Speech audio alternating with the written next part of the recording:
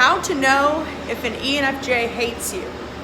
Okay, now this video is going to be kind of funny because a lot of the signs that an ENFJ might hate you is quite similar to the signs that like an INTP or ISTP might like you, which is kind of funny because I think that I misinterpret a lot of people's behavior and think that they hate me when they don't. But anyway, so just to get to it, a sign that an ENFJ might hate you, an ENFJ is always going to try and be kind. And so, okay, if they hate you and they don't have to be around you for any other social purpose, they probably just aren't going to talk to you. They aren't going to see the need to be rude to you. They aren't also very petty, honestly. I mean, anyone can be petty, but in my experience, P types, so anyone with stronger TI or FI, are more likely to just kind of do things for a petty purpose and like subtweet and things like that. ENFJs, from my experience, really don't see the point in that. They just sort of focus on what they can control. And the reason why Ps are more likely to be petty is because they have a strong FI or TI reaction to whatever's going on, where an ENFJ isn't going to be as focused on their internal perception of a person and is instead going to just be focused on their FE as their top function and making things calmer and more peaceful for everyone involved. And so if they don't like you, they're just going to not want to be around you. And let's say that's the simple answer. They won't go out of their way to talk to you. They might forget to text you back, or they might just try and make it really clear that they're not interested in getting to know you or talk to you by just giving you absolutely no reason to think that they would want to talk to you.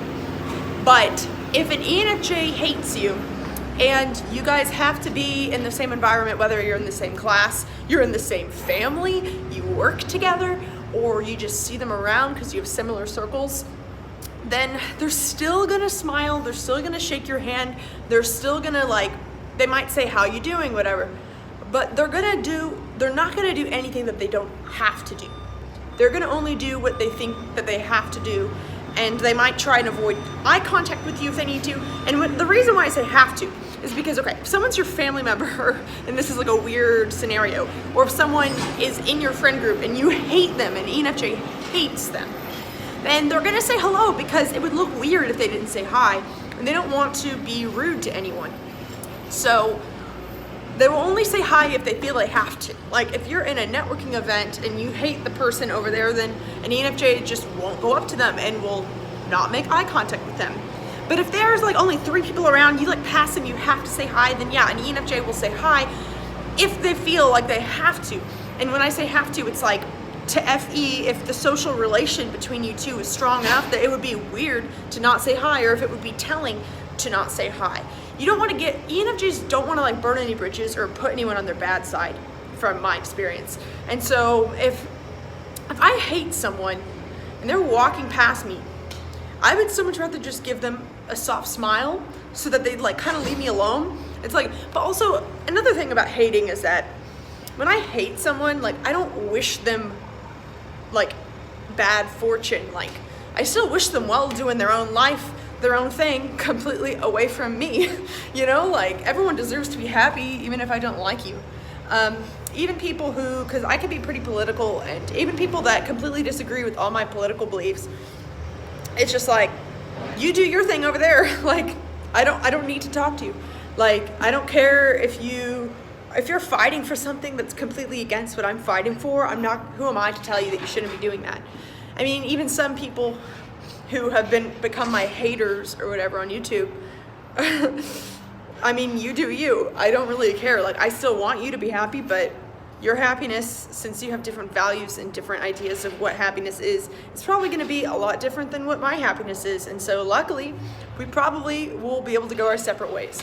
That is like honestly the goal of, if an ENFJ hates you, then you want to peacefully go your separate ways, because burning bridges is never good. You never want to ever piss someone off, because then they might, talk shit on you to someone else, and it could hurt your reputation. And ENFJs are very focused on their reputation and they understand that the impact that people have on one another.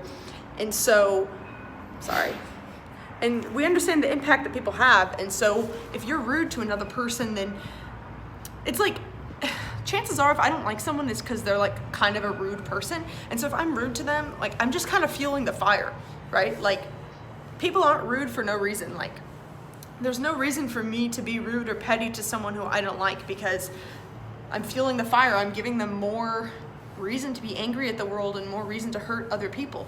I want to stop the cycle. I want to be kind and peaceful so that, you know, if I think someone's a total bitch, then they can just, you know, honestly, hopefully they'll cheer up and just be a better person, be a nicer person. But somewhere around me, if I don't like you. Don't get me wrong, ENFJs don't just like everyone that they meet. Like, a lot of times we could be pretty judgmental or think, I don't really like that person's strategy of things. I don't think that that person's as smart as they think they are. I don't think that they're very kind, or I don't think that they're fighting for the right causes, or I think they're a little lazy. Like, there are a lot of things that make me dislike people, but for the purposes of this video, I mean hate. And so I'm assuming that this person did something really bad to me or one of my friends or loved ones, or they're fighting against a cause I believe in. And so, or that, I mean, they really hurt me in some regard. And so if I see them and it's an environment where we don't have to talk, then I'm most definitely gonna be like swerving them every chance I get. Like if I'm at a networking event or a party and I really hate you, I'm gonna be swerving every chance I could get. I'm not gonna want to be in your general vicinity. I'm gonna be at the opposite end of the party. I'm gonna be noticing where you are and just moving away from you, because that's my goal. If I hate you, then I want you away from me. That's really all it means. I don't wish any harm on anyone, no matter how terrible they are, even like criminals and like murderers. Like, I still don't like wish harm on them, because I think that harm causes more harm. And if someone hurts you, then they're sad inside. And so why would I cause more harm? That's just gonna, you know, make things worse for everyone involved. So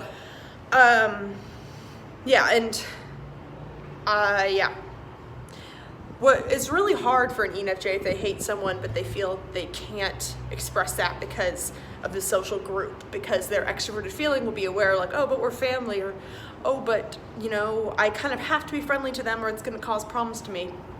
This is kind of super opposite from how a TJ would handle this. Extroverted thinker would probably just say, like, I don't really like you, or like not even say hello if they felt like they were supposed to say hello. But I guess the biggest sign is, like, if you think that you hurt an ENFJ and then now they just aren't even looking you in the eye, then they might hate you. They might just want you to leave them alone. And, you know, there's been some instances, like with guys that couldn't get a clue, that were like interested and I kept denying them, or they'll text a lot, you know, that sort of like nice guy mentality of like, it's just clueless of social cues that will, like, I mean, look at the social cues. If I'm not responding to you, then I might not want to hear from you. And if I'm not looking you in the eye, then I probably don't want to talk to you. And so what's kind of funny actually about this, just to loop it in with what I said before, is that a lot of the signs that I don't like someone is actually what happens when an INTP or an ISTP is kind of playing a game with you to get your attention. I've noticed. And okay, sometimes INFPs, I don't know, this might just be an IP thing, it might be all Ps, I don't really know, but I don't do this. But what happens actually, I've found throughout my life, not just because I came up with this idea, but because people have told me literally that that's what they're doing, is that there's been times in my life when I've been ignored or intentionally given space by people who like me, who were trying to get my attention. And that is so confusing to me, because that is so counterintuitive. If you want to spend time around someone, then you should be trying to spend time around them. If you want to not spend time with them, then you should be trying to not spend time with them. That's just kind of how I see things. But then, yeah, there's been times where people have played games where I've interpreted it the wrong way, where I've been like, oh my God, they hate me, they haven't texted me back. And my friends have been like, oh my God, why do you think they hate you? And it's because if I hated them, then this is what I would do. So remember when you're watching this video that people express their hatred in different ways. But I would say an ENFJ, if they hate you, then it's pretty damn straightforward. You just won't hear from them. They aren't gonna be mean to you. Like, it would take a really, really, really unhealthy ENFJ to be straight up mean to you. And they only would be doing it if they thought that it was the right thing to do. You know, like there's been times that I've called people out for being racist or sexist or for saying something that was harmful, and I will call them on their bluff because I think that their opinion or what they stand for is harmful. But I would never intentionally attack a person based on their personhood, you know? Like I might be like, this is a very harmful belief, you should educate yourself, blah, blah, blah, you're causing harm to people, blah, blah, blah. And I might be kind of aggressive or confrontational in that way, and that might be a sign I don't really like you. But that's about the extent of it, at least from my experience. If an ENFJ really is just like being cruel to you, then like, they probably think that it's for some sort of greater purpose. I mean, like I've said before on this channel, I'm almost positive that Hitler himself was like an ENFJ or whatever. And even in the way that he was being cruel, he thought that it was righteous. And I think that every ENFJ thinks that they're being righteous to some degree, whether it's delusional or whether it's true. They think they're being righteous. And that's, you know, makes them kind of stubborn and hard to get through. And so if they either are very righteously being cruel, or if you think that they're being cruel, maybe they don't even realize that they're being cruel. Maybe you have to let them know that their behavior affects you. So anyway, thank you for watching this video. Please join my Facebook group, Personality Typology for Self-Growth, and also support me on Patreon if you feel so inclined. Thank you and have a wonderful day.